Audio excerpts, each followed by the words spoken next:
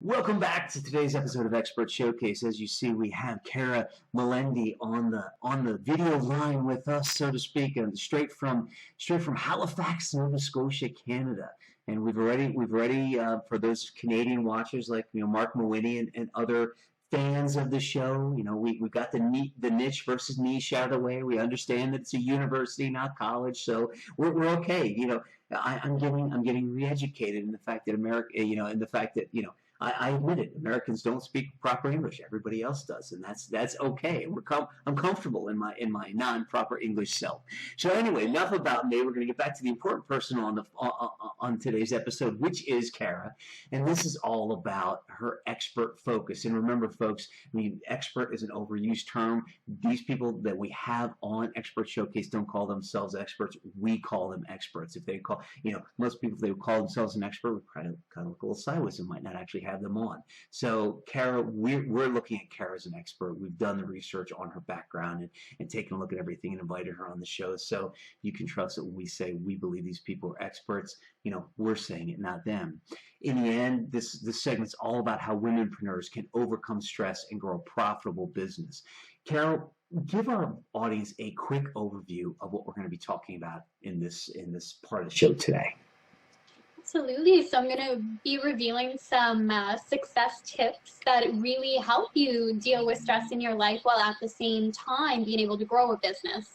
Because I've seen with many women, and of course, going through it firsthand as well, with growing a business, that overwhelm and stress can certainly hold you back from taking action, from being creative, from getting the results that you want. So I really want people to, reduce those levels of stress so they can also have success and feel good, because it's no sense of being successful financially, having a thriving business, but then feeling exhausted and burnt out. I mean, that kind of defeats the purpose, because I think a lot of, we're drawn to be entrepreneurs for that freedom and to be able to do what we love. So manage the stress around it and, enjoy success at the same time.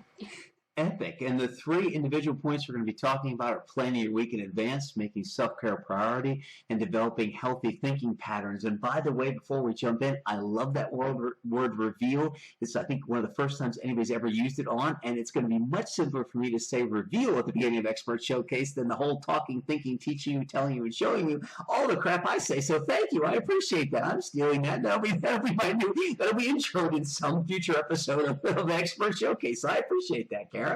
Let's go ahead and dive right in. So first of all, the first key to success here is planning your week in advance. What are we talking about here? Yeah, so really getting clear on the results that you want to create in your business and in your life. So having a clear plan, because it's so easy to, go into our week. Like, as an entrepreneur, we don't have someone telling us when our deadlines are, when certain things are due. It's really up to us to create that. So if we don't have a clear plan, we waste a lot of time.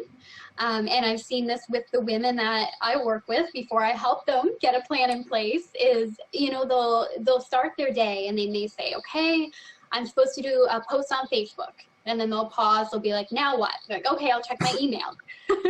So they're kind of jumping all over the place instead of going in, waking up and knowing, okay, I have 2 hours for social media, I'm going to devote it, an hour for checking my email, a few hours for my discovery calls, and basically is having blocks of time where they know what they're going to be doing. So they're not wasting all that energy, just scattering their energy, and as a result, getting a lot more accomplished with that sense of focus. Yeah, exactly. Because as they say, if you don't fill your calendar, somebody else sure as heck will.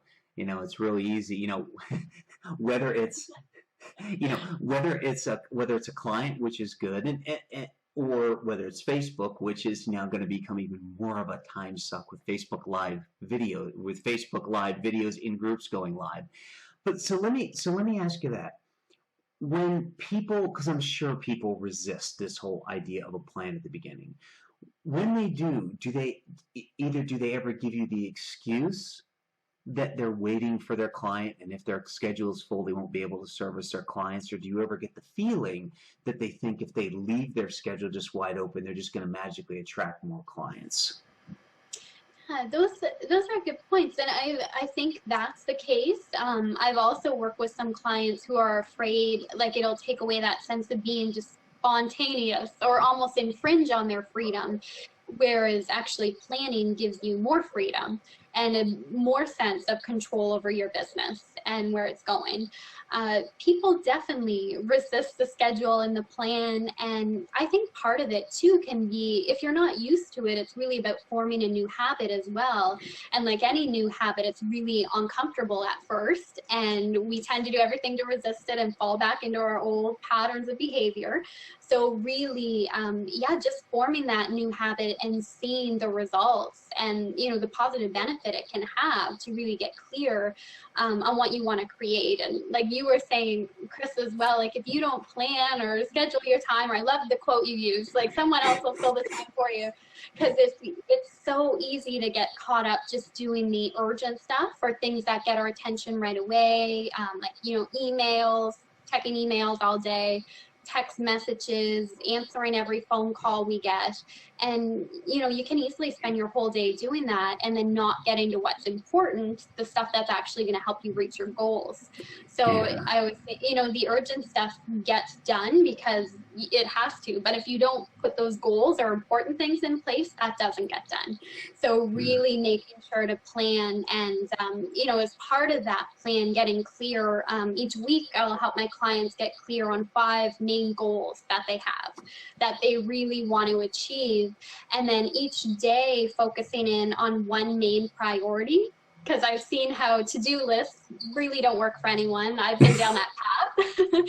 I'll make the list and never look at it again.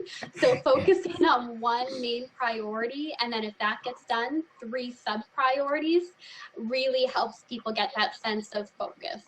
Yeah, exactly. Or the to-do list that just keeps growing and growing and growing and nothing ever gets checked off. And then, you know, then 6 months later you look at the to-do list and you're looking at it, you're trying to figure out why you even had that stuff on there to begin with. You know, that becomes one of the challenges, right? Is the fact that, you know, you put things on your to-do list with all good intentions of getting them done because it is important at that point. But then, you know, it goes by months, you know, sometimes weeks or months go by and things don't get done, and then you have to look and go, okay, what was this even on here for? Why did I even want to do this, right? Mm-hmm. Mm-hmm. Now, Oh, absolutely. We question it all together. Like, does it even have a purpose? Why? No wonder we don't look at our to-do lists again. so, We so create. so this is a little bit different than planning your week in advance, but I just want to ask us real quick as we're talking about the plans and to-do lists. When somebody goes to try and put something on a to-do list, do you have any method or system that you teach them or show them to make a decision on whether they should do it, whether it should go on the to-do list, or whether it's something that, let's face it, is never going to get done, so don't even worry about it? Do you go through that at all with your clients?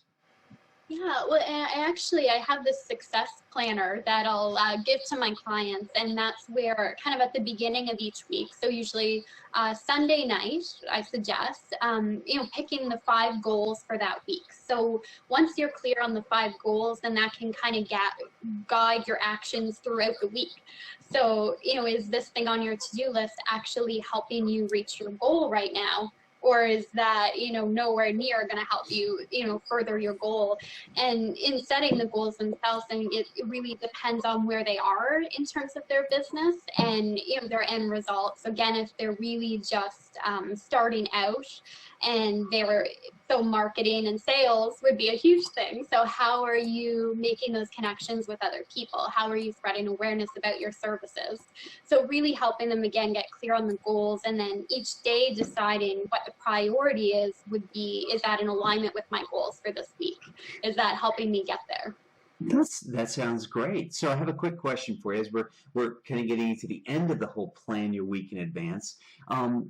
What would you recommend people do, you know, at the beginning of every week to set themselves up for success? And furthermore, how much time do you think that would save somebody if they do what you're about to tell them to do?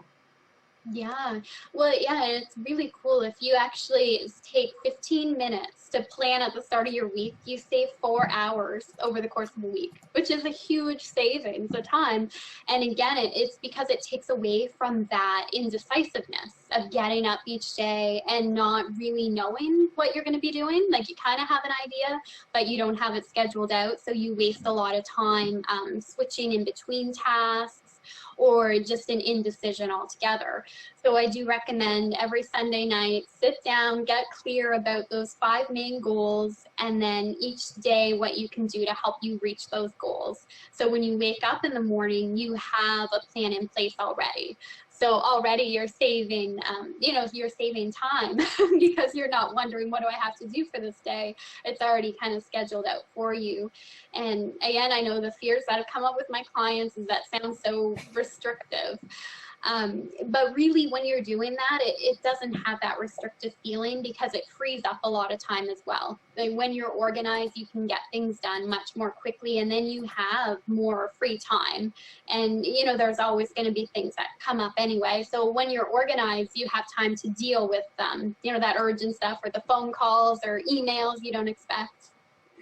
Yeah, exactly. That is an epic piece of advice, and I think that's a great segue into making self-care a priority. So from the key to success number two, making self-care a priority, what are we talking about here? Yeah, well, and this is where you really avoid burnout by making yourself a priority. And yeah, and talking about planning your week in advance, and in the success planner that I use with my clients, there's also a space within that to write how you're going to care for yourself each day. So, which is really important and again, often overlooked. So actually scheduling in time for self-care, I think, is really helpful because I know for myself, I don't schedule it in, it doesn't get done. And that can be in terms of self-care as well. And it may sound a little funny at first to schedule in a meditation time, but it's better than not getting it done at all, right? So, schedule in that time for yourself. Well, and especially, I mean, whether it's a womanpreneur or whether, even a lot of guys feel this way, do you think that if you don't schedule self-care, do you think that our need to help other people overrides our need to help ourselves? And do you think that might be why that, if we don't schedule that self-care in, that it just ends up going to the bottom of the pile and gets ignored and gets ignored in favor of other things that might help somebody else during the day? Absolutely. Yeah. I think, especially as entrepreneurs, we tend to be very service oriented. So what we can do for others and, not always, but often more type A personality too, where it's go, go, go, very task oriented and, wanting to get things done. So we can easily overlook the value of self-care or, as you had said, again, giving so much to others that we forget ourselves in the process. So it really is that mindset shift of I matter too. I need to take time for myself. And once you begin to schedule it in, like every morning I'll do 10 minutes for meditation, which isn't that long. It's very doable and makes a huge difference in how my day plans out. Just taking that time for me to get clear on what, I want out of the day, and before I jump into checking emails and messages, to be able to begin by having that time for me. And it becomes, over time, it'll become a habit. So it's more natural. So at first, really schedule it in. It might be effort to stick with it, but then it just becomes part of your routine. So I would definitely recommend scheduling in time for self-care. Yeah, and that really becomes the key is creating a habit out of it. It's something that, as Tony Robbins talks about, at least used to anyway, about 30 days to create a new habit. So that's why you need to schedule it in at least at the beginning. But then after a while, creating a habit on it, you almost look forward to it, and it just becomes part of your ritual, part of your routine, and you feel, let me ask you this question. So you've scheduled certain things, and like you scheduled your meditation. If you find that there's a morning that either you accidentally wake up late or for whatever reason, don't get it done, do you find that, it kind of you miss it during the day and you kind of feel that sense of, hey, I didn't do something today and I should have or I need to? Oh, absolutely. I notice it 100% because that's really what helps keep me grounded for the day.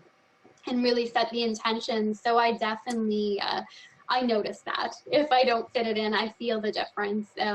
Absolutely. I think it's so important. And that's what'll help you stick with it as well is, you notice it when you don't do it. Like, oh, something's not off, something's not right. And, for me, I think that helps me be way more productive. And yeah, super important to take that time, something I recommend with my clients. And just taking that time for you is crucial and makes a world of difference in what you're able to accomplish throughout the day. Yeah, well, and it's kind of interesting because one of the things you talk about is your body being in a fight or flight syndrome. Um, and, I'm guessing, or let me ask you this. Do you think that scheduling, not only self-care, but scheduling in general helps to reduce those stress hormones and that fight or flight response within your body? Oh, I think absolutely it does, Chris, for sure. 'Cause you have more of that sense of control, whereas the fight or flight often stems from feeling completely out of control. And yeah, so when you schedule, you're able to get control of what you want to accomplish throughout your day and what you want to do, so that calms down your nervous system. And when you're not in that fight or flight response, it opens you up to being much more creative as well.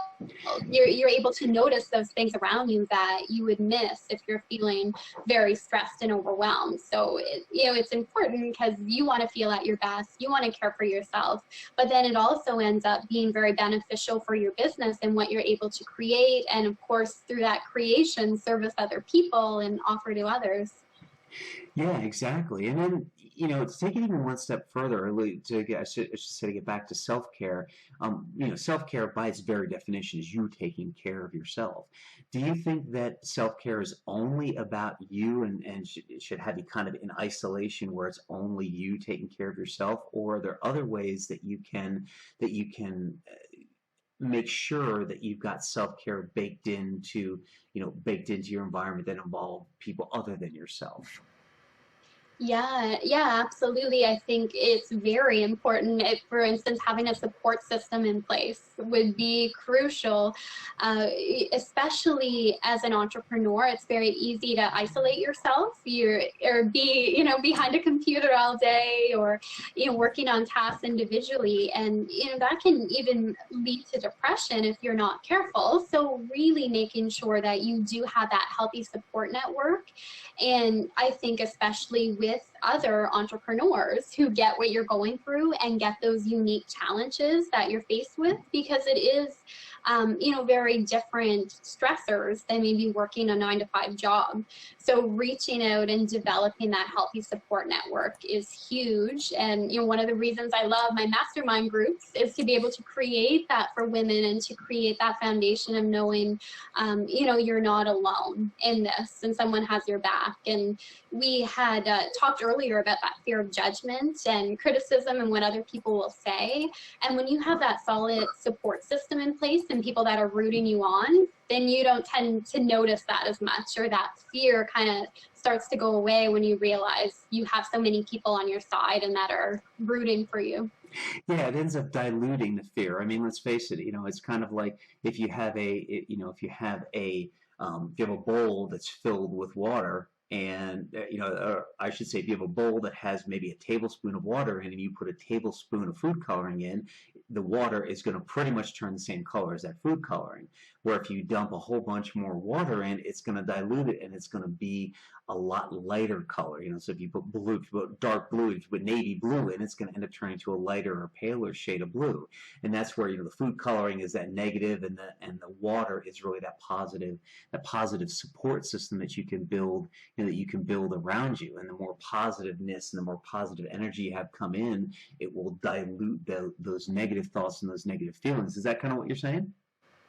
Oh, absolutely. I really like that example, by the way. That is really cool. That's a nice visual to put to it. Thank you. I must admit there's another host on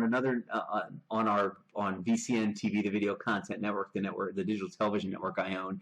Her name is Reba Linker, and she does a very similar thing. It's talking about filling your cup, and she used blue food dye in one of her episodes. Maybe I'll link to it down below so you guys can see it, but it's kind of just popped in my head as you were talking about it. It's like, yeah, the blue food coloring example would work really well here. So Works perfectly. That's awesome. There- Yeah, absolutely. It's yeah, the more you build up that support system and people that are cheering you on, the less you even notice those who are going to be critical. Like it really, yeah, just starts to fade away.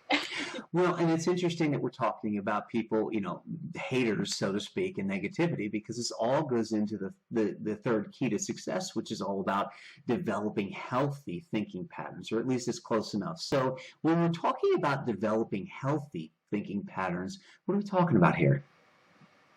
Really having a belief system that supports your success. And for me, I think this one is huge, and maybe that's from my days in psychology, knowing the power of beliefs, the power of the subconscious mind to Yeah. guide our actions. But we really need to have that mindset of success if we want to succeed. It really, that's where it starts, because all of our actions spring forth from what we believe is possible, the thoughts that we tell ourselves. So having that, healthy thoughts that support us, being aware of our beliefs that are kind of rooted in fear, holding us back, and being able to change that from coming from a place of faith and really believing in ourselves. Yeah, now I have a question for you. Do you believe if somebody just believes in themselves that's enough to be a success? I mean, it certainly requires action. The belief without action isn't going to go very far. I think action is huge, really. Ultimately, it's our actions and our behavior that lead to the results or lead to the success. But the actions that we take are going to be influenced by our thought process. So it really has to start. And, and people have probably heard this before, right? But I think that's why, the power of our thoughts and our belief is because it is going to guide our actions, what we notice in other people, what we notice around us. So action is absolutely necessary, and you want it coming from a place of a positive belief system, or at least supportive belief system. Yeah, and I heard a quote once. It's something to the effect of, and who knows, maybe I even said it. Maybe I said this quote. I haven't figured that out yet, but it's something to the effect of, there is the old quote: whether you believe you can or believe you can't, you're always right. But there's one that takes it a step further that pretty much says just because you believe in yourself doesn't, just because you believe it, even if you take action, doesn't mean you're going to succeed. However, if you don't believe in yourself, that I can guarantee you won't succeed. So does that kind of, I mean, what do you think about that? In other words, and I'll say it again. It's like, a lot of people believe that, hey, just because I believe in myself and go out and take action, I'm going to succeed. And there's a school of thought out there that says, well, that doesn't guarantee your success. But what will guarantee your failure or guarantee you not succeed is if you don't believe in yourself. What do you think about that? That's interesting. There's probably a lot to digest. Yeah, I mean, and that's where I think having a coach really comes into play again, is we need somebody to guide our actions. Like, believing you can do it, but having no sense of direction is still going to lead you maybe taking action without results, or wasting a lot of energy on things that aren't getting you to your end result, or the goals that you have.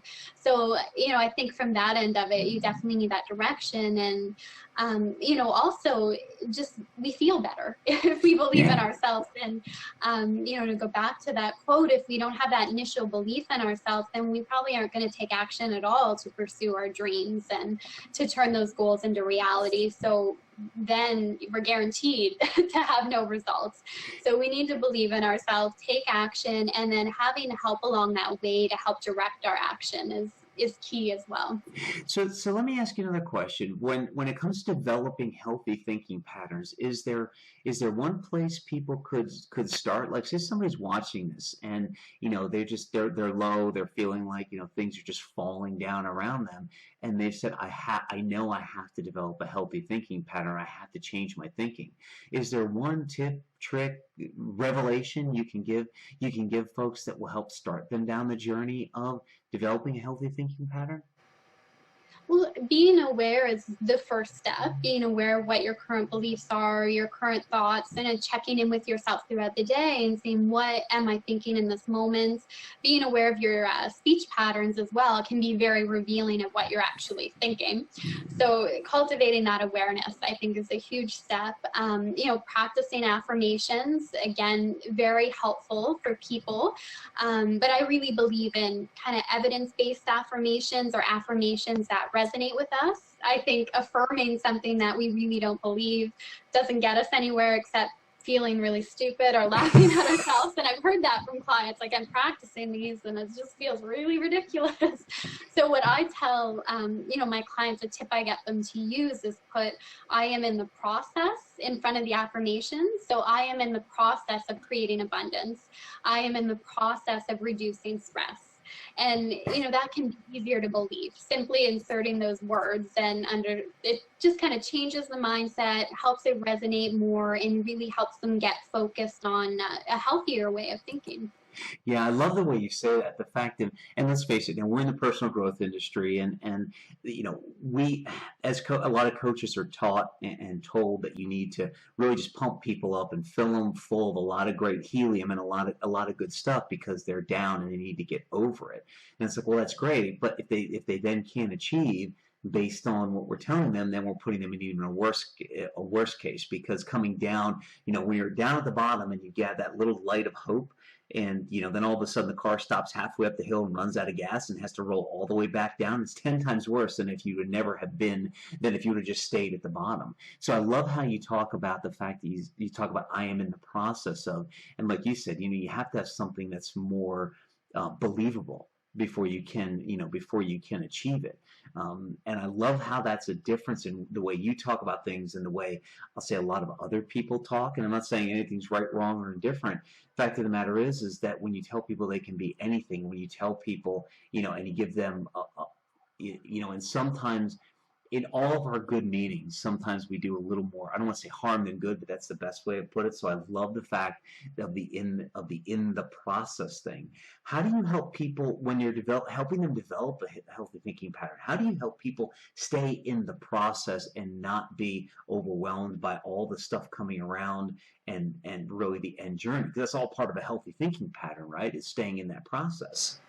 Right, and that's where I think the support really comes into play as well.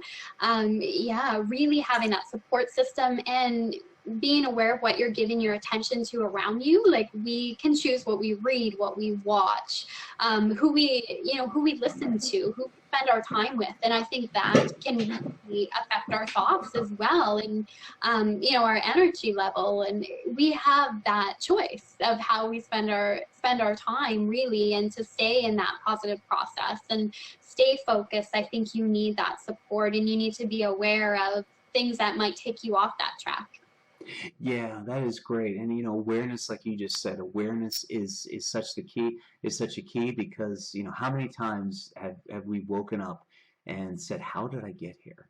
Whether it's age, whether it's physical ability, whether it's a relationship, you just wake up one morning and go, how did we get here? And that's what great coaches like Kara and epic coaches like Kara want to help you avoid, is that that moment of, how the heck did we get here? Because it's a whole lot easier to stop from getting to a place than it is to all of a sudden wake up and realize you're in this place and have to try and figure out how to get out of it. It's kind of like I think it's the boiling lobster example. It's like, the fact of, eventually, I think it was the toad, one of the two. It's an old example pretty much that says, how do you get a toad not to hop out of hot water? It's like you raise the heat very, very slowly so he doesn't realize what the heck is going on, and all of a sudden, boom, it boils. And you don't want to be in that state. And when you work with an epic coach like Kara, they help to, provide that guidance and develop different healthy thinking patterns so you can avoid being in that state. So, Kara, before I wrap this up, before I tell people how to get in contact with you and give them all the skinny on the special offer that you've got, is there any one last thing that you'd like to leave our audience with today? Well, it's been great chatting with you and being able to go over these success tips. And I would say, just really believing in yourself, having that positive support network, and as you're growing your business, don't neglect that self-care piece. Take time for yourself. You deserve that.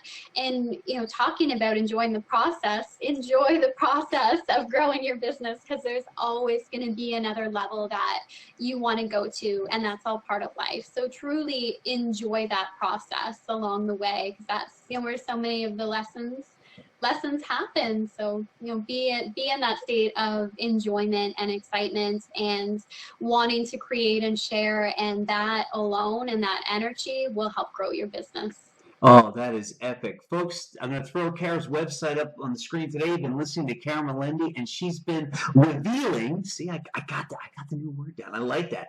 She's been revealing all these tips and tricks, and I still can't get rid of my tips and tricks, but that's besides the point. Kara's been revealing to you how, as a womanpreneur, you can overcome stress and grow a profitable business. We started off today's episode talking about Kara's heroine's journey, and you heard all about the fact of, she went through some challenges as a child. She ended up being in the mental health industry, realized that there was a different way to be able to do what she was doing and live life with more happiness, more fulfillment, and help. In the end, my translation, help more people. So if you didn't get a chance to watch the heroine's journey, go back and watch it, and then watch all about being a womanpreneur and overcoming stress and growing a profitable business through things like planning a week in advance, making self-care a priority, and developing healthy thinking patterns. And here's where I've been waiting all episode to get to. Folks, you got to go over to Coaching with a K with Kara. I love that. I love the K, coachingwithkara.com, because beginning on April 26th at 6 p.m. Eastern Time, Kara's going to be running an online stress detox program. So what you want to do is head over there right now. As soon as this episode is over, it'll be over in a couple of seconds. As soon as this episode is over, head over to Coaching with Kara right now. The spelling's on the screen. If you're listening to me, look at the screen. It's not Coaching with a C, it's Coaching with a K. Head over there right now so you can get in contact with Kara, so you can get all the information. Have any questions?